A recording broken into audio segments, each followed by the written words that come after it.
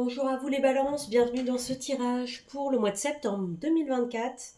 J'ai tiré les cartes avec les maîtres ascensionnés, ensuite une carte avec le tarot des anges et une dernière carte avec l'oracle Divine Inner Magic Oracle.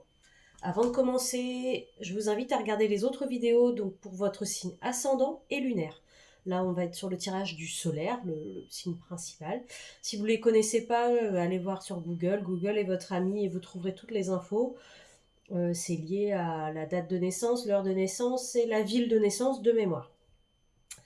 Normalement, je commence par le maître ascensionné, mais là, en regardant les trois cartes, j'ai envie de commencer par celle-là.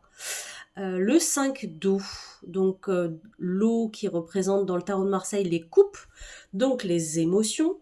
Le 5, c'est un chiffre toujours un peu ambigu parce qu'on est au début, enfin au milieu d'une quête entre le 0 et le 10 des arcanes mineures, donc on est en plein au milieu, donc on a fait la moitié du chemin, donc on voit le verre à moitié plein ou moitié vide, ça dépend de quel point de vue on se place. Mais le 5 d'eau va vous donner un message que je vais vous lire. Les choses ne se passent pas comme prévu. Incapacité à voir le côté positif des choses, s'apesantir à propos de broutilles.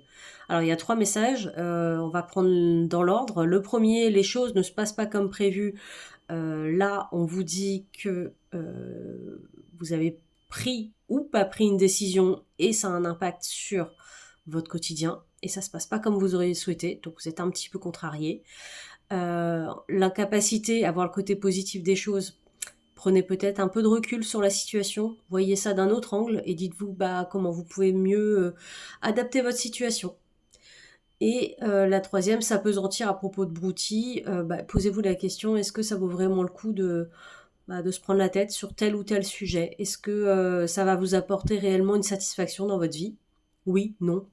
Après, chacun balaye devant sa porte. Je ne vais pas vous dire ce que vous avez à faire. Mais en tout cas, par rapport à cette carte-là, on va vous donner derrière 2 autres conseils avec les cartes. Et je pense que là, ça va peut-être plus vous parler. On a le premier, Serapis Bay, qui vous dit « Faites le saut ». Donc, probablement que cet été, vous avez mis de côté des actions que vous deviez faire. Et en fin de compte, on arrive à la rentrée. Et là, vous vous dites « Bah ouais, mais ça ne se passe pas comme j'aurais voulu ». Ben oui, et là, Serapis Bay, il vous dit, oui, il faut faire le saut en fait. Faut mettre en place une action, faut y aller. On va pas t'amener tout sur un plateau d'argent, ça serait trop facile. Donc là, le message, il est clair, c'est vous avez potentiellement pendant plusieurs semaines posé le pour, le contre, est-ce que je fais bien de faire comme ça, est-ce que je ferais mieux de faire comme ci. Maintenant, il est temps de mettre une action dans la matière. Voilà, et ensuite on a la Biama qui vous dit confiance. Donc ayez confiance.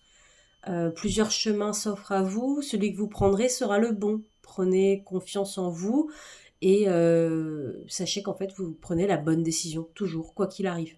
Vous avez votre libre arbitre et ça on ne vous l'enlèvera pas, donc faites-vous confiance.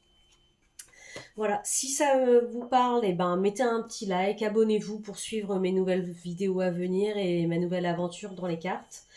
Je fais aussi des vidéos sur TikTok tous les jours pour un tirage général avec l'oracle G. Donc si ça vous parle, n'hésitez pas à y aller. C'est le même identifiant que YouTube, Timari29.